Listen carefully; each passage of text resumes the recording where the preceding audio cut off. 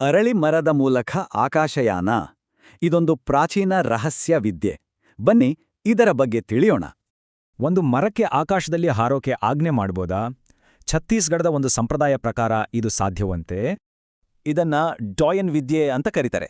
ಮರವನ್ನ ಬೇರು ಸಮೇತ ಕಿತ್ತು ಬೇಕಾದಲ್ಲಿಗೆ ಕೊಂಡೊಯ್ಯುತ್ತಂತೆ. ಆದ್ರೆ ಈ ಶಕ್ತಿ ಅಂದ್ರೆ ಸಿದ್ಧಿಯನ್ನ ಪಡೆಯೋದು ಹೇಗೆ? ಅದಕ್ಕೂ ಒಂದು ನಿಖರವಾದ ವಿಧಾನ ಇದೆಯಂತೆ. ಸಿದ್ಧಿ ಪಡೆಯೋಕೆ ಅರಳಿ ಮರದ ಹತ್ರ ಕೆಲವು ನಿರ್ದಿಷ್ಟ ಆಚರಣೆಗಳನ್ನ ಮಾಡಬೇಕಾಗತ್ತೆ. ಈ ಸಿದ್ಧಿಯನ್ನ ಪಡೆಯೋಕೆ 2 ಶುಭ ಸಮಯಗಳಿವೆ. ಸಾಧಕರು ಇದರಲ್ಲಿ ಒಂದನ್ನ ಆಯ್ಕೆ ಮಾಡ್ಕೋಬಹುದು. ಒಮ್ಮೆ ಸಿದ್ಧಿ ಸಿಕ್ಕಿದ ಮೇಲೆ ಪ್ರಯಾಣ ಶುರು. ಅದಕ್ಕೂ ಕೆಲವು ಹಂತಗಳಿವೆ. ಹೀಗ್ ಮಾಡಿದಾಗ ಮರ ಬೇರು ಸಮೇತ ಎದ್ದು ಆಜ್ಞೆಗಾಗಿ ಕಾಯ್ತೇ ಅಂತ ಹೇಳ್ತಾರೆ. ಆದ್ರೆ ಈ ಶಕ್ತಿಯನ್ನ ಬಳಸೋಕೆ ಕೆಲವು ಕಟ್ಟುನಿಟ್ಟಾದ ನಿಯಮಗಳು ಮತ್ತು ಸಮಯದ ಮಿತಿಗಳಿವೆ. ಪ್ರಯಾಣ ಸುರಕ್ಷಿತವಾಗಿರಬೇಕಂದ್ರೆ ಈ ನಿಯಮಗಳನ್ನ ಕಡ್ಡಾಯವಾಗಿ ಪಾಲಿಸಲೇಬೇಕು. ಮರವನ್ನು ಹಾರಿಸುವುದು ಸಾಧಕನೊಬ್ಬನೇ ಅಲ್ಲವಂತೆ. ಜೋಗನ್ ಮತ್ತು ವಿಗಿನ್ ಅನ್ನೋ 2 ಶಕ್ತಿಗಳು ಈ ಕೆಲಸ ಮಾಡುತ್ತವೆ.